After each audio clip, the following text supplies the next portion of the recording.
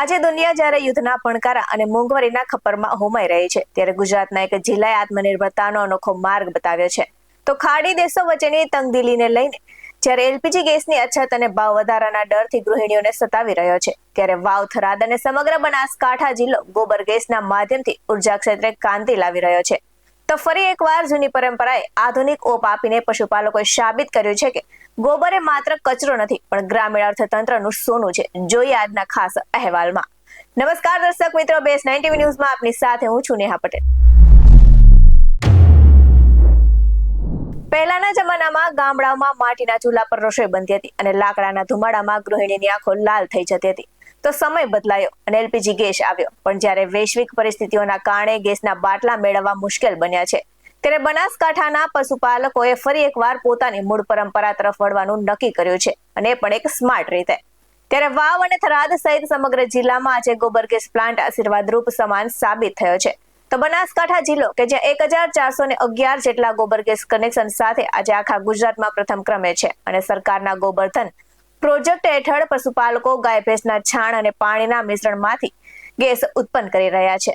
તો દિયોદર તાલુકાનું નવું ગામ આજે એક ખાસ રાજ્ય માટે ઉદાહરણરૂપ સાબિત થયું છે.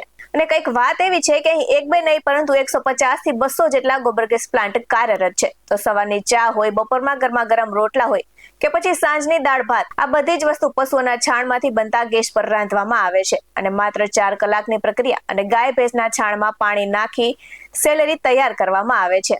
અને આ સાથે જ ગેસ ઉત્પન્ન કરી કુદરતી ગેસ તરીકે ઉત્પન્ન થાય છે, અને જેનો સીધો ઉપયોગ રસોડામાં પાઇપલાઇન દ્વારા કરવામાં આવે છે. તો આનાથી માત્ર ગેસ જ નથી મળતો, પરંતુ વધેલું ગોબર ખેતરમાં ઉપયોગ કરવા માટે ઓર્ગેનિક ખાતર તરીકે પણ વપરાય છે. જ્યારે વિદેશી ઈંધણ પર નિર્ભરતા વધી રહી છે, ત્યારે બનાસકાંઠાના પશુપાલકોએ સાબિત કર્યું છે કે જો આપણી પાસે પશુધન હોય તો મોંઘવારી સામે લડવું અઘરું નથી. અને બનાસકાંઠાના રસોડામાં ગેસનો ચૂલો માત્ર રસોઈ જ નથી બનાવતો, પણ આત્મનિર્ભર ભારતની એક નવી ગાથા લખી રહ્યો છે. ત્યારે નજર કરી આવેલી પ્રતિક્રિયા પર.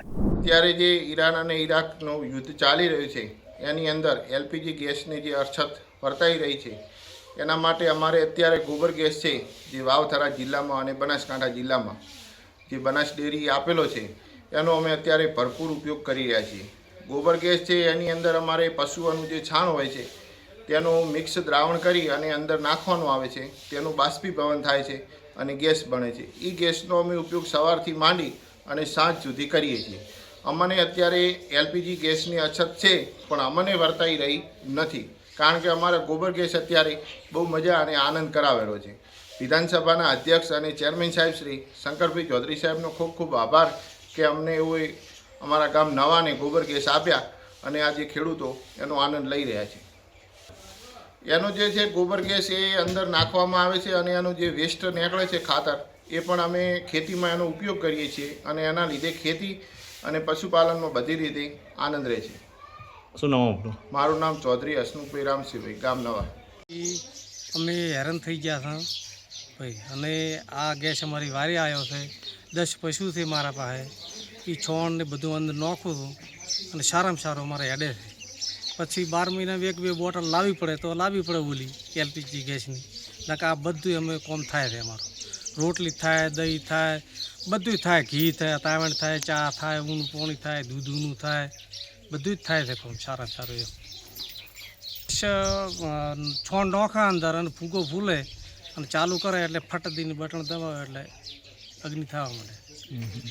અને શંકરભાઈ કર્યું એ સારું કર્યું છે. બધું ફાયદો છે પ્લોટ સારામાં સારો, બધું હું ખુશ થયા એમ.